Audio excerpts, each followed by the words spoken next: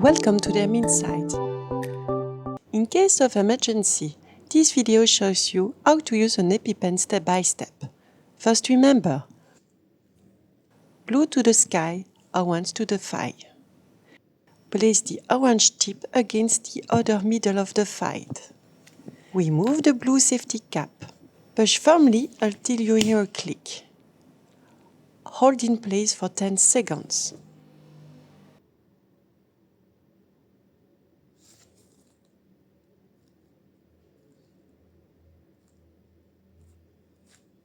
Remove the Epipen and massage the injection site for 10 seconds.